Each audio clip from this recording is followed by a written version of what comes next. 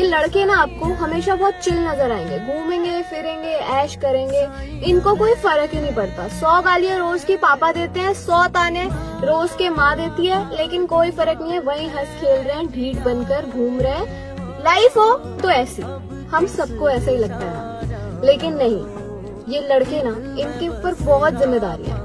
ये करना तो बहुत कुछ चाहते हैं पर जिम्मेदारियों के प्रेशर से कर नहीं पाते। ये बोलना तो बहुत कुछ चाहते हैं पर बोल नहीं पाते।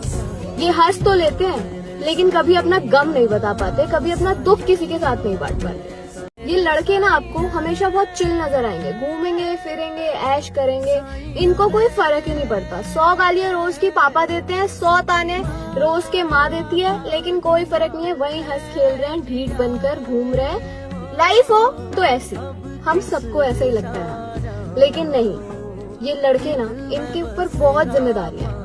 ये करना तो बहुत कुछ चाहते हैं पर